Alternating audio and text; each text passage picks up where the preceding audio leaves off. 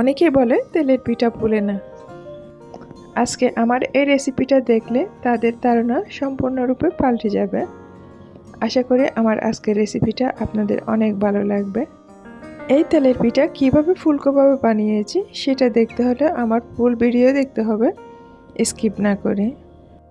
আসসালামু আলাইকুম, welcome to my channel. আজকে আরও একটা ইউনিক রেসিপি নিয়ে আপনাদের কাছে হাজির হয়েছি। ফুলকো তেলের পিঠা, সুইট পিঠা, পোয়া পিঠা যাই বলেন, এই রেসিপিটা আজকে আপনাদের সাথে আমি শেয়ার করব। তো প্রথমে আমি একটা হাঁড়িতে 1 কাপ পানি দিয়ে দিয়েছি এবং এর মধ্যে আমি আধা কাপ পরিমাণ চিনি দিয়ে দিচ্ছি। এখন আমি চুলাটা অন করে দিব, তারপর নাড়তে থাকবো এবং এর সাথে আমি অ্যাড করে দিচ্ছি 1 চিমটি পরিমাণ লবণ। যে কোনো মিষ্টি খাবারের লবণ দিলে মিষ্টিটা পারফেক্টভাবে আসে, সেই জন্য আমি লবণটা অ্যাড করেছি। এভাবে নেড়ে আমি চিনিটা গলিয়ে নিব। চিনিটা গলে নেওয়া হয়ে গেছে। এখন আমি আর একটা বল নিয়ে নিয়েছি। বলের মধ্যে আমি 2 কাপ পরিমাণ ময়দা দিয়ে দিচ্ছি। আমি আজকের নাস্তাটা ময়দা দিয়ে তৈরি করে আপনাদেরকে দেখাবো। এখন ময়দার সাথে অ্যাড করে দিচ্ছি চিনির যে শিরা বানিয়েছি সেটা। এই শিরাটা কুসুম কুসুম গরম থাকা অবস্থায় অ্যাড করতে হবে। অতিরিক্ত গরমও হতে পারবে না, একদম ঠান্ডাও হতে পারবে না। কুসুম গরম অবস্থায় এটা অ্যাড করলে সব থেকে বেশি বেটার হয়। এখন আমি অল্প অল্প করে এই মিশ্রণটা দিয়ে একটা ডো করে নিচ্ছি। এটা অনেকক্ষণ পর্যন্ত এরকম করে বিট করতে হবে পারফেক্টভাবে কনসিস্টেন্স আসার জন্য। তা আমি অনেকক্ষণ বিট করেছি। বিট করার পর আপনাদেরকে দেখাচ্ছি কনসিস্টেন্সি কেমন হয়েছে। কনসিস্টেন্সি ঠিক এরকমই হতে হবে। এখন একদম পারফেক্টভাবে রেডি হয়ে গেছে।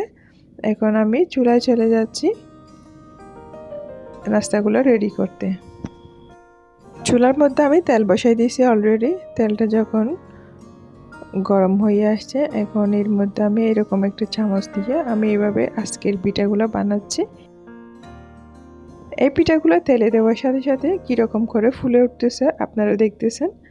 আপনারা যদি প্রতিটা ট্রিক্স ফলো করে আমার রেসিপিটা বানিয়ে দেখেন, ইনশাল্লাহ নাস্তাগুলো অনেক ফুলকো হবে,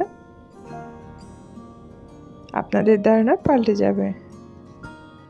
তো আমার আজকের রেসিপিটা আপনাদের কেমন লাগতেছে সেটা অবশ্যই কমেন্ট করে জানাবেন।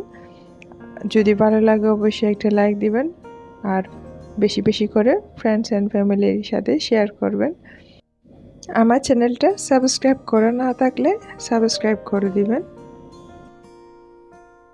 তো এখন আমি নাস্তাগুলো উঠে নিচ্ছি একটা প্লেটের মধ্যে। এভাবে আমি সব নাস্তাগুলো রেডি করে নিব।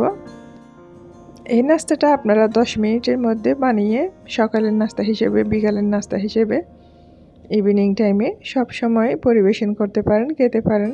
বাচ্চাদের টিফিনেও বানিয়ে দিতে পারেন। কোনো নতুন মেহমান আসলে তাদের ক্ষেত্রেও আপ্যায়ন করতে পারেন। আশা করি আমার আজকের রেসিপিটা আপনাদের খুব ভালো লেগেছে।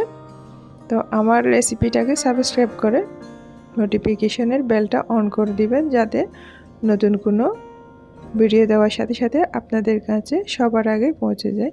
এই যে নাস্তাগুলো আমি আপনাদেরকে দেখাচ্ছি কীরকম তুলতুলে হয়েছে, একদম নরম সফট হয়েছে। তো আজ এই পর্যন্ত, সবাই ভালো থাকবেন, সুস্থ থাকবেন। আসসালামু আলাইকুম।